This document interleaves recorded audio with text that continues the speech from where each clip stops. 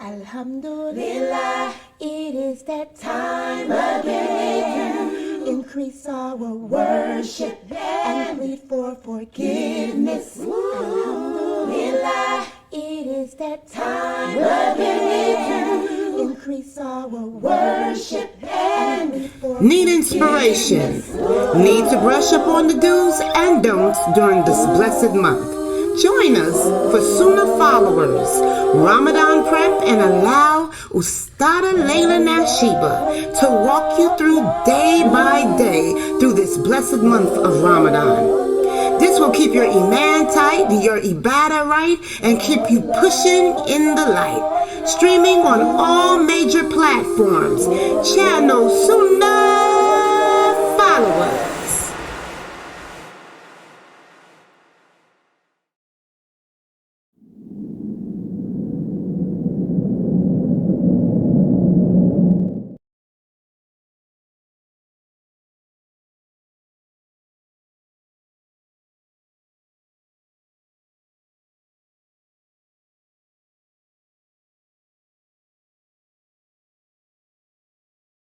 We're going to speak about the sunans of fasting. And a lot of you have asked me questions about what do we do? You know, what are some things we should do when fasting? Well, we're going to speak about that tonight. So let's put the PowerPoint up. I'm going to jump right into it. And I got Sister Wefah here. Sheikah. Sheikah Wefah. She gives me a lot of my information, guys. When I'm teaching you guys about the Prophet's wives and Aisha radiallahu anha and Salama, a lot of the information I get from my sisters, the Sheikah here in the Emirates, because they translate. They say there's so much about the Prophet's wives that we who don't speak Arabic don't know. So they'll send me stuff all the time that's translated for me. And that's how I'm able to tell you guys what Aisha's favorite color was and all of that stuff. I get that from Sister Wefat and also Sister Heba. They're also Daya. They're like me. They're teachers. They're Islamic teachers, and they're in the UK. And they're strict. Y'all think that I'm rough and tough. I'm not rough and tough. Those sisters are rough and tough. They don't put up with no crap. Okay. She said, that's right. We sure don't. Alhamdulillah. Thank you. She said, I'm doing a good job. Thank you. Alhamdulillah. So tonight, what I'm going to speak about are the etiquettes. The etiquettes and the sunans of fasting. And again, when we talk about sunans, we're talking about the things that we don't have to do because they're not obligations. However, they're things that we are encouraged to do, things that the Prophet Muhammad sallallahu alaihi wasallam did and what he encouraged us to do. So that's what we're going to speak about tonight. And let's get started.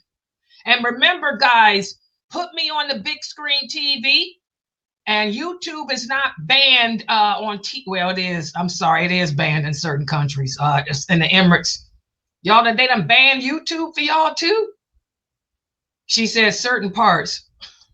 Okay, so, but put me on, for those of you in America, the UK, put me on YouTube or whatever channel, SunnahFollowers.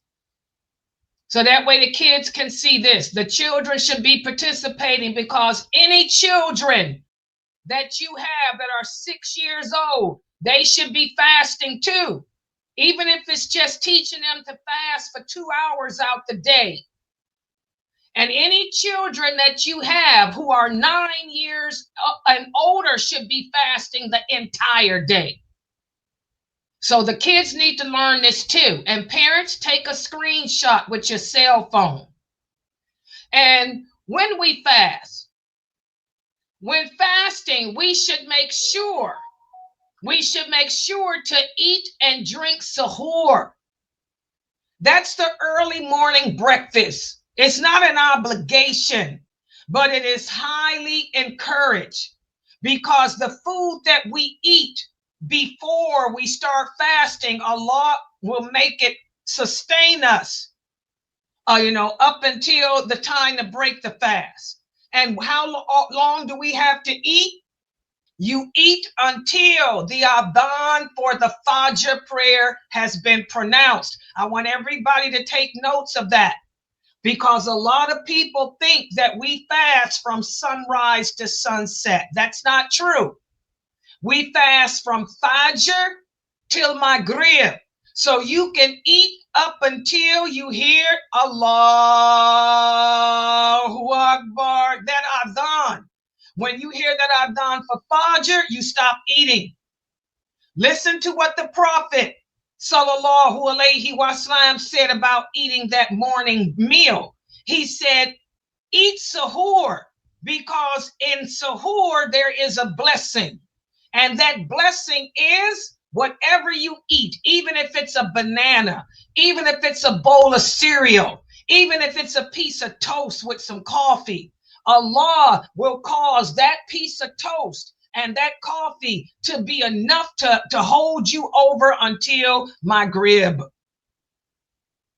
Also, in another hadith, the Prophet Sallallahu Alaihi Wasallam said, sahur is blessed food, and it involves being different from the people of the book. Now, the people of the book, he's talking about the Jews and Christians. Remember, we spoke about that yesterday. They are obligated to fast different times of the year too. But the difference in their fasting is they don't eat sahur, but we do. So that's another reason why it's highly encouraged to eat sahur, because it shows how we are not like the Jews. We are not like the Christians.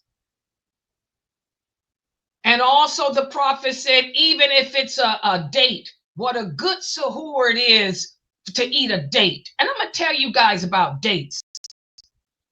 I highly encourage everyone to break their fast with a date and start it with a date, because dates have natural sugar in them. Dates have a natural sugar in them that will keep your sugar level, because when you're fasting, your sugar is going to drop. That's why you get that headache. You're gonna get a headache when you're fasting, because your body has to get used to not overstuffing itself and putting in too much of that glucose. So that's why when you break your fast and eat something, that headache goes away. If you eat something sweet, if you eat that date, that natural sugar, and that date will take that headache away. Okay, that fasting headache away.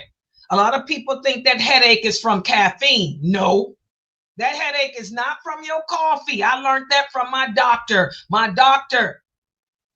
doctor said, Layla, that ain't no caffeine headache like people think. That's the drop in your sugar. She said, does your headache go away when you drink coffee, or does it go away when you eat a date? I said, when I eat the date, there you go. The natural sugar. So, dates is good, as the Prophet said, for the believers. And again, when we're fasting, don't put off breaking the fast. Pay attention.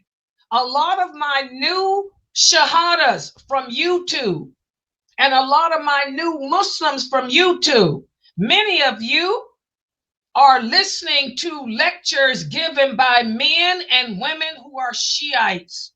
There are more Shiites on YouTube than anywhere else. They own parts of YouTube. Okay? The Shiites differ than us when it comes to breaking the fast. The Shiites, they do not break their fast until the red is gone from the sky. They'll tell you, don't break your fast, the red is in the sky. When the red leaves the sky, that means it's no longer sunset. That means it's now light night. And what does Isha means? Isha means night. So if you wait till the red is gone, you broke your fast too late and you've lost the reward. So do not put off breaking the fast. Listen to what the Prophet Sallallahu Alaihi Wasallam said. He said the people will be fine as long as they do not delay breaking the fast. Maybe that's why there's so much drama going on in the world today, the war and all this political garbage. And look who's all mixed up in everything. The war, all mixed up in Syria's business, all mixed up in Iraq's business, all mixed up in Yemen's business. Iran, the Shiites, they create a lot of fitna. So, you don't want to wait till the red is gone. That's too late. We break our fast as soon as we hear Allahu Akbar, that adhan for Maghrib. Okay? And a lot of people say, what do I break my fast with? Do I have to eat dates? What if you're a person? I know a sister who's allergic. She can't eat dates. She's allergic to honey. She's allergic to dates. She can't eat none of that type of stuff that's sweet. So like I told her, break your fast with anything. You can eat a piece of bread. Break your fast with black coffee. Break your fast with a piece of gum. Chew some gum. Okay, so you can break your fast with anything, because fasting means to avoid putting anything in your stomach from Fajr till Maghrib. So anything that you put in your mouth and goes into your stomach is going to break your fast. So you can break it with a drink of water. The Prophet Muhammad sallallahu alaihi wasallam used to break his fast with the dates. Why? Again, the dates have that natural sugar. It's going to give you that sugar rush that you need to get your body back balanced. The Prophet would break his fast with fresh dates before he prayed. And if fresh dates were not available, he would eat the dried ones. And if there were no dried dates, then he would just drink some water. So, you can just break your fast with a sip of water if you want. Okay? And there's the source. Take a screenshot of all these hadiths. Everything I'm teaching you is from the Quran and Sunnah. All these hadiths are authentic. I don't deal with anything weak. Not a weak man, not a weak website, not a weak dawah, not a weak hadith. Okay? And here's a question that a lot of people ask. What should we say? What should we say when we break our fast? And I'm going to go over all this stuff again with you, so don't worry. I'm going to teach you guys this stuff every day. Every day I'm going to tell you what to say, so don't worry. You know, this is a lot, but don't worry. I'm going to go over all this with you again as we're fasting. When the Prophet sallallahu alaihi wasallam broke his fast, this is one of the supplications he would say. He would say, thirst is gone. The blood is flowing through my veins again, and the reward is certain, Allah willing. And there's another supplication too that I say, oh Allah, for thy sake have I fasted, and for thy sake I break my fast with this, and for thy sake I break my fast with this sustenance. That's another supplication he would say. Okay, and you can say it in English. I'm saying it in English just to show you and prove to you that these supplications can be said in English or with Arabic or Spanish, whatever language you speak, Portuguese. Like I said in the short that I put out, Allah is the creator of all language, and he's the one that willed for you to speak whatever language you speak. If Allah can understand the fish in the sea, if Allah can understand a cockroach, if Allah can understand an ant like he did in the case of the ant and Solomon, he can understand your English. So don't get caught up in those fanatical brothers who really want you to think they're superior over you. That's why they tell you that they're better than you because they speak Arabic. No, they ain't. Sorry, Charlie.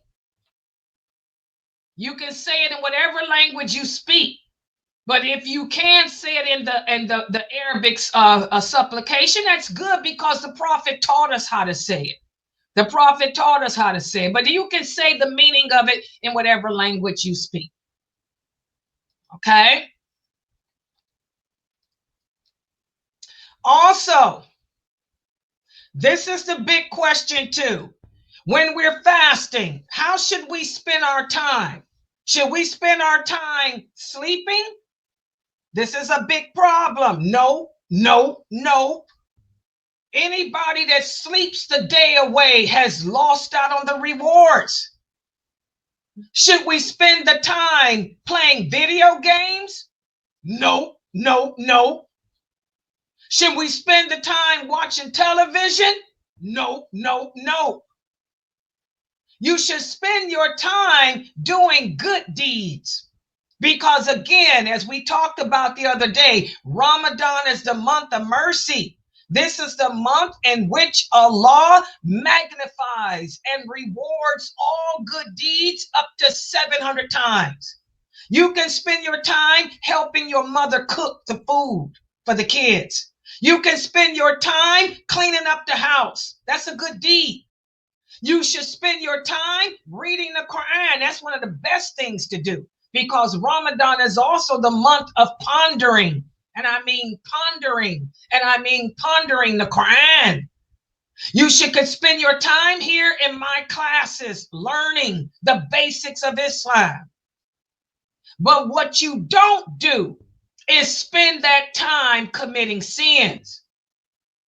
We got some Muslims here who smoke cigarettes. How many of you went out and bought those Nicoderm patches? Cigarettes are haram. We got some Muslims here that smoke weed. How many of you are smoking that marijuana? That's haram. We got some Muslims here who vape. Vaping is haram. You do that stuff, Allah's not rewarding you for nothing. You're just starving yourself. And we spoke about that yesterday. Anyone who's deliberately, intentionally committing a sin, Allah's not accepting nothing from you. You women that don't wear hijab, you have to put on a hijab and wear it every day. If you're not wearing hijab, Allah's not accepting nothing from you. You brothers and sisters that don't pray, if you don't make all 5 of those prayers every day, Allah is not accepting anything. So as the Prophet Sallallahu Alaihi Wasallam said, when any of you are fasting, do not commit sins. And also the Prophet Sallallahu Alaihi Wasallam said, whoever does not stop speaking falsehood, moderators, get in there and deal with it. The Prophet Sallallahu Alaihi Wasallam said, whoever does not stop speaking falsehood and who does not stop acting in accordance with it, Allah has no need of him giving up his food. So what does that mean? That means we don't spend our time backbiting, gossiping, speaking bad about people. Again, while you're fasting, you want to make your tongue do things that are pleasing to Allah, such as read the Quran, learn the hadiths, learn about Islam, and be kind and gentle with the people in your family. No cursing, no arguing during Ramadan, no profanity. Turn the TV off.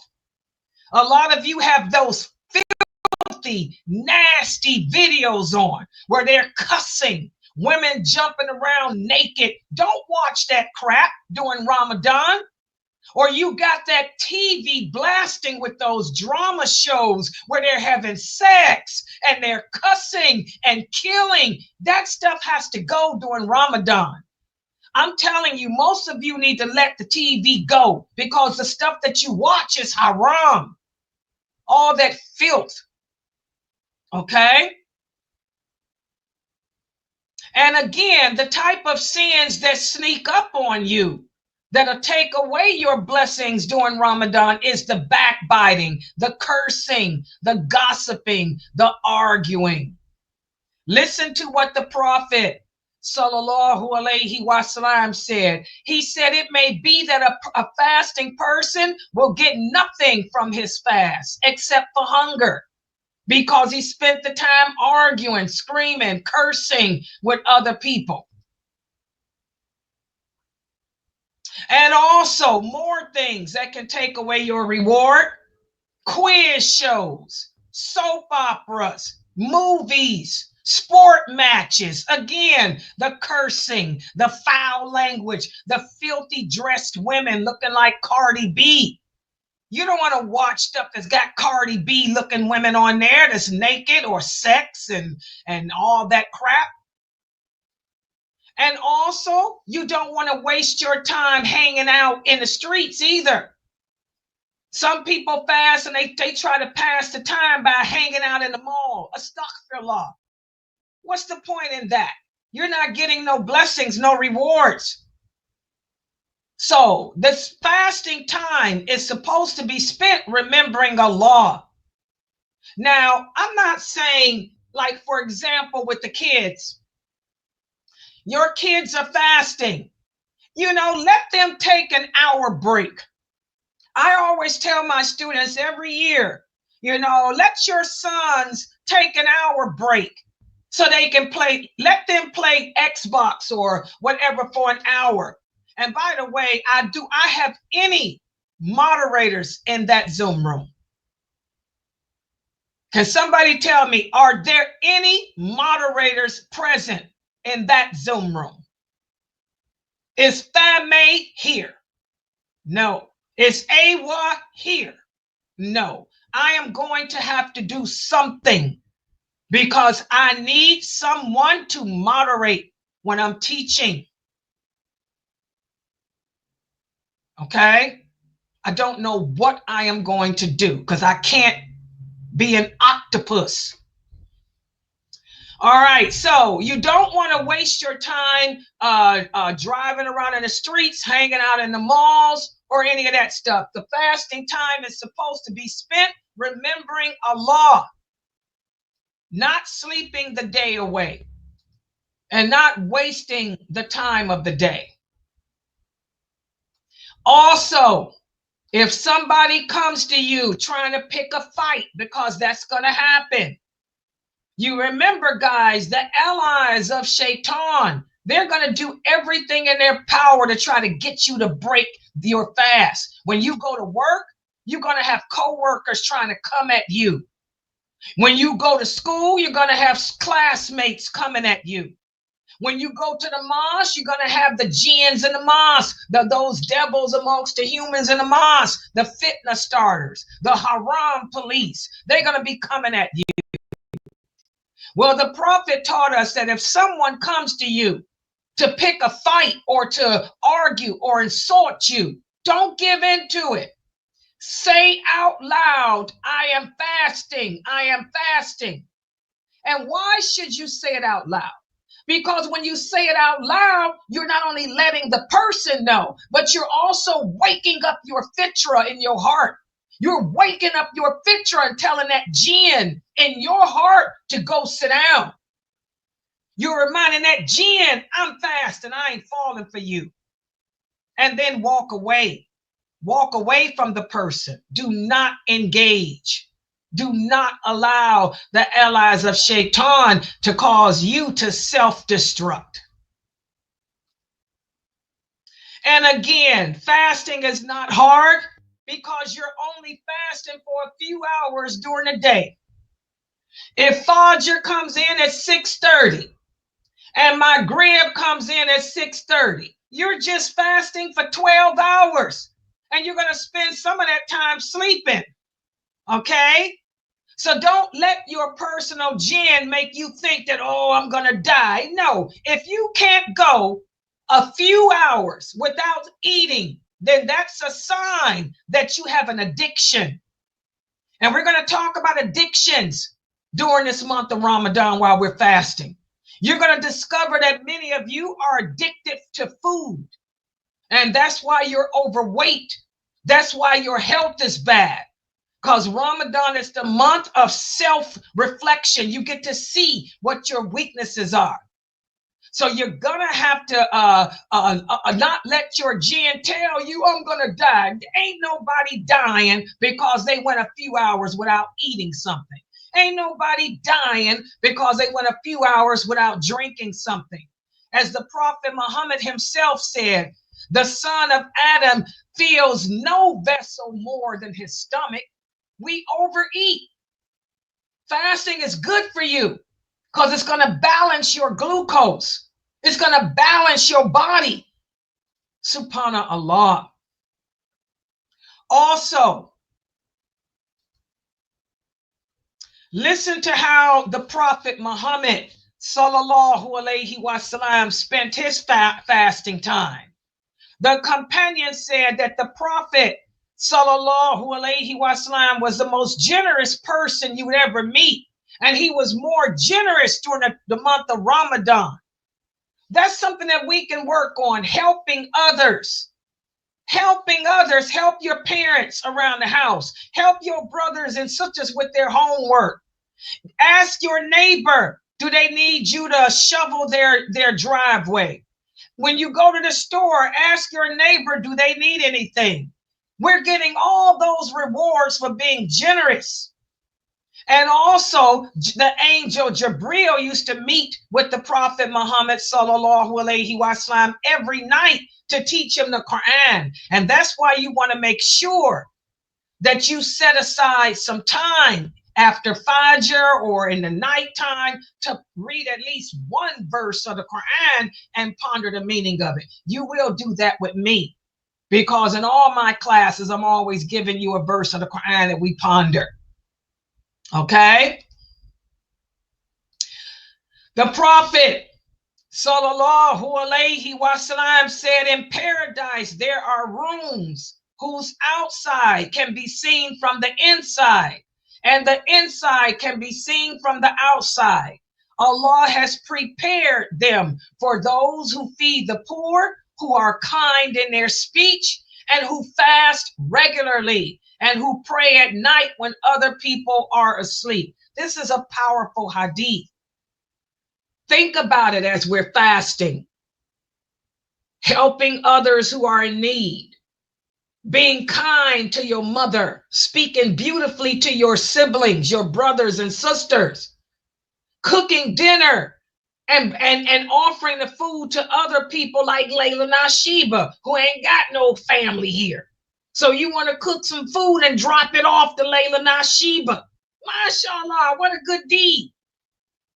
Okay? And also at nighttime when everybody goes to sleep, that's the time when you put the kids down for the night, your husband's at the mosque, you take that time to ponder one of the verses of the Quran. And also, the Prophet said, whoever gives food to a fasting person to break their fast with will have a reward equal to his fast. Again, this is the time that we reach out to those brothers and sisters in our communities who don't have a wife, who don't have a husband. And maybe, like I said, cook a meal for them and drop it off to them. They can break their fast with a nice meal. Subhanallah. And again, the more good deeds that you do during this month, the greater the reward. So this is where we brush up on the voluntary prayers. We don't have to do the voluntary prayers ever, but the month of Ramadan is a good time to start doing them. And also, you know, as you're driving in your car, say astaghfirullah. Oh Allah, forgive me for my sins. Oh Allah, forgive me for my sins as you're driving to work, as you're driving to school.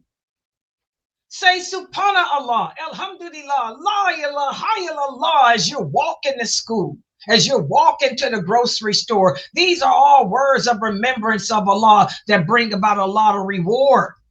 And all of you, especially the brothers, all you brothers should try to pray the Taraweeh prayer at the mosque behind the imam.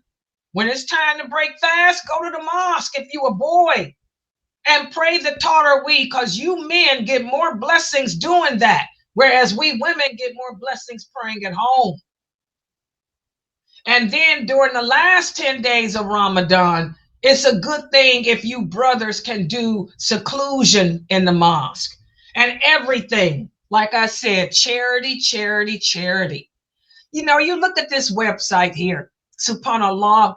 You know, this website is Fisabilillah. You know, we've been around since 1986. Since 1986, SunnahFollowers has been here on the internet trying to call the Muslims back to the traditional Islam. And we're a nonprofit organization. We need donations. We're not affiliated with a mosque. We're a bunch of elderly women.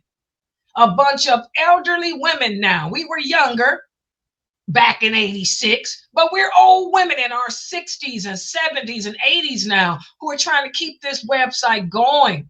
Look at all the blessings you guys will get for giving in charity, because anyone who comes to the classes here and learns even one thing about Islam, you will get that reward, and also the reward of me, Jamali, and all of us teachers here.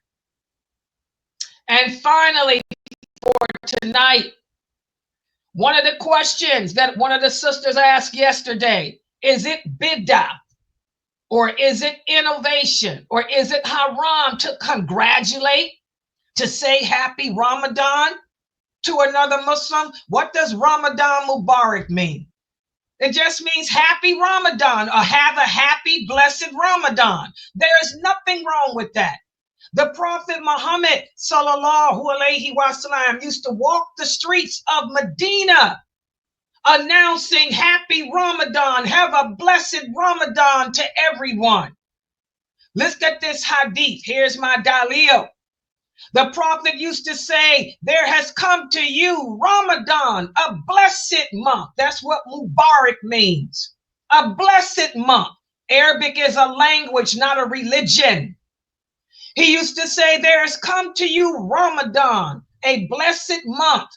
And Allah has made it obligatory upon you to fast this month.